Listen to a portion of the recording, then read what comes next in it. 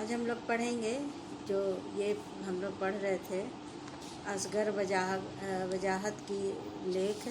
इसमें 3 हम लोग पढ़ चुके थे, शेर, पहचान और 4 हाथ।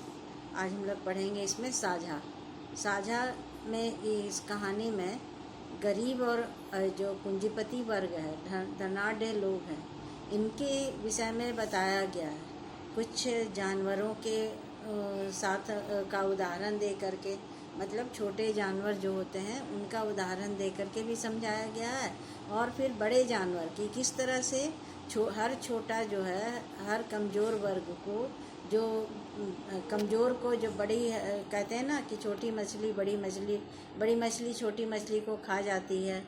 हर जगह यही होता है। ये हम देखते हैं पूरे समाज में, पूरे हर जगह यही देखने को मिलता है कि कमज़ोर वर्ग का कुछ भी हस्ती नहीं रहता है और कमज़ोर वर्ग को सभी दबाते हैं। तो यहाँ पर भी इस लेख के माध्यम से लेखक बताने का प्रयास कर रहे हैं कि आज समाज की जो नीति है वह क्या है। लोग सिर्फ अपना फ़ायदा देखते हैं। मनुष्यता यहाँ पर बताई गई है कि मनुष्यता भी ख़त्म होती जा रही है। लोगों के अंदर सिर्फ अपने फ़ायदे की बात है और मनुष्यता का भाव जो है वो ख़त्म हो गया है। क्योंकि यहाँ पर ये दिखाया जाता है कि एक जो गरीब किसान था, उसके पास खेती थी, खेत थे, और वह खेती करने का सारा नियम कायदा भी जानता था कि हमें किस प्रकार हम खेती करेंगे तो हमारा फ़ायदा होगा और हमारा नुकसान होगा। ये सारी चीज़ें मालूम थी कि और कैसे किस प्रकार खेती करेंगे तो ज़्यादा अन्न उपजेगा, ये भी उसे पता था। लेकिन वो क्या करता है कि वो उसे लोगों, धनाढ़ लोग जो हैं, अगर उसके अड़ोस पड़ोस के, चाहे जो भी वो ज़मींदार लोग जो भी थे, वो लोग इतना उसे भयभीत कर देते हैं, डरा देते हैं, धमका देते हैं कि वो डर जाता है खेती करने से। कि खेती तुम करोगे, जैसे लोग कहते हैं कि तुम खेती करके दिखाओ और हम तुम्हारे खेत का फसल जो है वो हम दूसरे कोई ले लेगा। तो इस तरह से वह डर जाता है। और जो कम पैसे वाले जो थोड़े से होते हैं, जैसे इसमें बताया गया है कि शेर, चीता और शेर, चीता और मगरमच्छ सबके साथ वह खेती करके देख लिया। अर्थात जो छोटे मतलब कम पूंजीपति वाले लोग थे, उनके साथ भी वह खेती करके देख लिया, लेकिन उसको नुकसान ही हुआ, फ़ायदा नहीं हो पाया। क्यों? उसको उतना जितना मिलना चाहिए था उतना नहीं मिल पाया। जितना उसकी लागत लगी थी वो भी उसके हिस्से में नहीं आई। वो शेर, चीते और मगरमच्छ मतलब ये छोटे जानवर हैं। और हम देखते हैं कि जंगल का जो सबसे बड़ा जानवर होता है वो होता है हाथी। अब हाथी का ऐसे कही गई है बात कि हाथी अब कहता है कि मैं तुम्हारे साथ खेती करूँगा, और मैं तुम्हारे साथ खेती करूँगा तो तुम्हारे खेत पर किसी की भी हिम्मत नहीं होगी कि तुम्हारे खेत पर बुरी नज़र डाले या तुम्हारे अन्न फसल को कोई नुकसान पहुंचा सके, या उस फसल को कोई काट सके, या कोई उस पर अपना अधिकार जमा सके। इस तरह की बात। अर्थात यहाँ हाथी के माध्यम से धनाढ़ वर्ग जो बहुत ही धनवान है, जिसकी मैंने जो अधिक अपने आप को बताते हैं कि मैं सबसे बड़ा नेता हूँ, मेरा ही इस समाज में मेरा ही अधिकार चलता है, समाज के सभी लोग जो हैं वो मेरी बात को सुनते हैं, मेरी बात को कहते हैं। तो यहाँ लेखक वही बता रहा है कि अब लास्ट में जब सबके साथ वह और भी लोगों के साथ खेती करके थक जाता है, तब उसे हाथी कहता है कि मेरे साथ तुम खेती करो, क्योंकि मैं इस सब यहाँ पर सबसे बड़ा हूँ और सबसे ज़्यादा ताकतवर भी हूँ। तो मेरे सामने कोई भी तुम्हारा बाल बांका नहीं कर सकता है। वो प्रलोभन देता है उसको, किसान को। यहाँ धनाढ़ वर्ग से हाथी की तुलना धनाढ़ वर्ग से की गई है।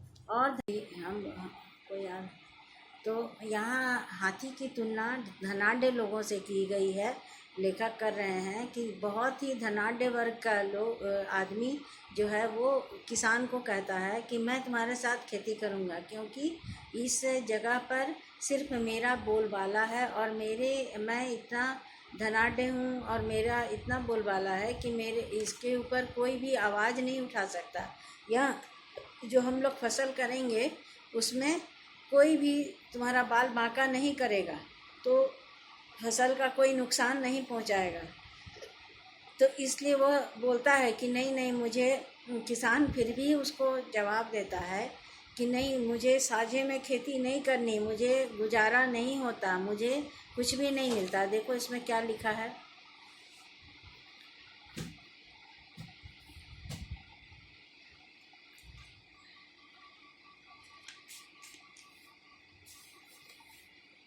यहाँ बताया जा रहा है कि साझे में समाज के धनाढ्य वर्ग द्वारा किसानों की जमीनें हड़पने की नीति का पर्दाफाश किया गया। इस लेख में वही कि कैसे लोग गरीब किसानों को, जो कि थोड़ी समझदारी कम है उनकी, या फिर वो पूरा से नहीं समझ पाते या कमज़ोर हैं पैसे से, तो उनको किस तरह से लोग, धनाढ्य वर्ग के लोग किस तरह से झांसा दे करके या उनको प्रलोभन कुछ दे देते हैं और उससे के बाद उनकी ज़मीनों को हड़प लेते हैं पूरी तरह से। फिर कुछ सालों के बाद तो उनकी उस ज़मीन पर अधिकार भी नहीं रह जाता। वो इस तरह से उनके ज़मीन के कागजातों पर भी जो झूठा दिलासा दे करके, या वो जो कुछ लोग पढ़े लिखे नहीं होते हैं तो उनको ज़बरदस्ती उसमें अंगूठा लगवा देते हैं, ज़बरदस्ती उनके ज़मीन के कागज़ों पर साइन करवा करके और उसे अपने पास हड़प लेते हैं। देखो यहाँ क्या कह रहे हैं। हालांकि उसे खेती की हर बारीकी के बारे में मालूम था, लेकिन फिर भी डरा दिए जाने के कारण वह अकेला खेती करने का साहस ना जुटा पाता था।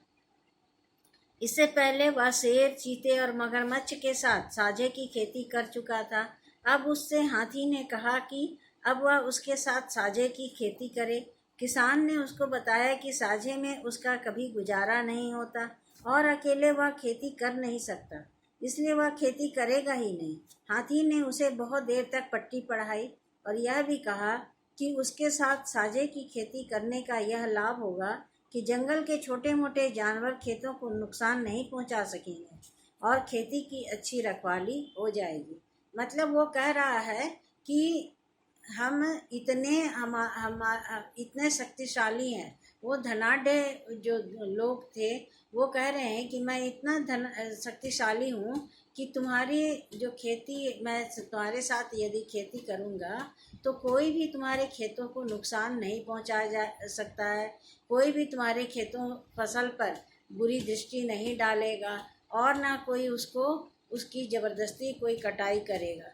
मैं उसका अच्छे तरह से रक्षा करूँगा, रखवाली करूँगा।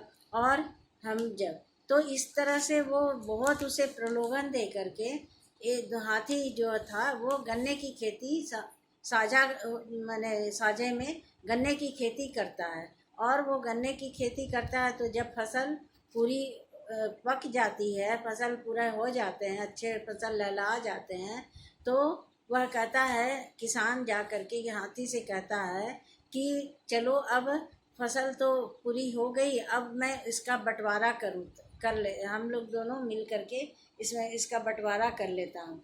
तो वो हाथी जो है वो क्या करता है, हाथी कहता है कि नहीं, ये बंटवारा का क्या बात है, जब हम दोनों मिल करके इसमें खेती किए हैं तो खेती पर जो फसल हुई है उसमें हम दोनों का अधिकार है, चलो हम दोनों मिल करके उसको खाएंगे। अब जो गन्ने की खेती थी तो हम सभी जानते हैं कि हाथी जो है वो गन्ने बहुत तेज़ी से खाता है, हाथी को गन्ना बहुत पसंद होता है।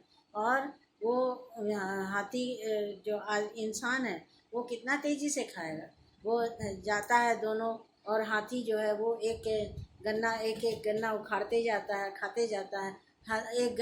वो हाथी कहता है कि चलो एक छोर से तुम खाओ, एक छोर से मैं खाऊंगा।